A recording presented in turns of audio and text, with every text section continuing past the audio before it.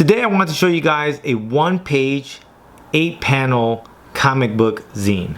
I've always heard of this as kind of like the traditional mini comic, and it's really 1 page to print, which makes it great as something to make as well as something to add as an extra goodie or a giveaway, which is kind of how I normally use it.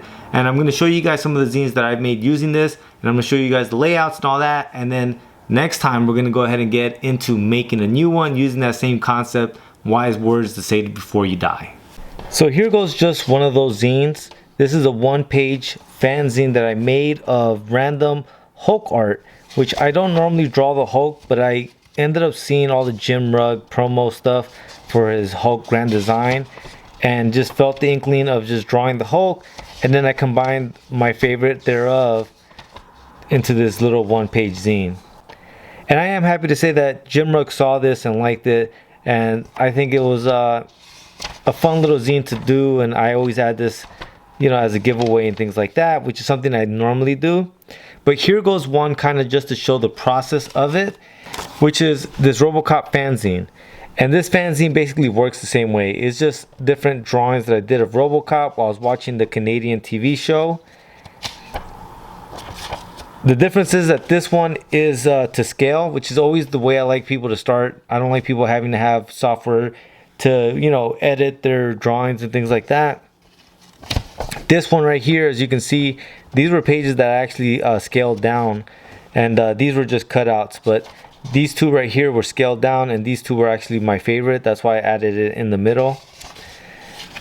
And some of these I think were the size though for the rest of them. It was just these two that I ended up scaling down, and also adding that border. So this is the original artwork that I used for the Robo Cop zine.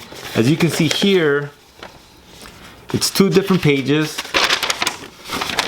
right? And the way I recommend it to people is to go ahead and do it. And when I normally do this, especially if you're just getting started, I would even say to tape it. Put some tape on that sucker. Because what ends up happening is that you can't just use 1 page, it'll bleed through. You won't be able to really slang that ink on there like you would want to. And so by doing this and grabbing some tape, you end up with the actual page the way it would be. So once you have that, you just want to make sure you know which panel's which and which way it's supposed to be facing, right? Because it's 1 page, and so when you flip it upon itself, if you did it wrong, it's not going to look right.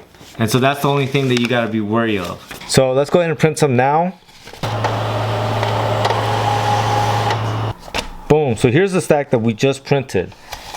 And then after that, it's pretty self-explanatory, right? So like I said, this is the easiest way because it is the size, it is the scale. So you just, and I always tell people, don't worry about getting it so neat. What you do have to worry about is getting the staples in the right place though.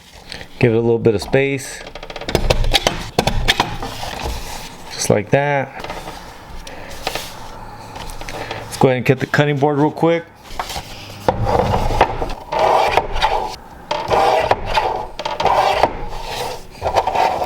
There you go, you guys. So I'm gonna make a bunch of these right now for the zine grab bag that I saw on Etsy. Link will be in the show notes for that. So that's all I got for you guys today. Like I said, next time we're gonna go ahead and make another one of these kind of comic zines, and we're gonna use that same idea that I've been playing with, that wise words to say before you die. And all of this will be an accumulation of showing you guys how when you start with these kind of zines, in the long run, you can end up with bigger and more substantial zines, which is going to be kind of the process of this all.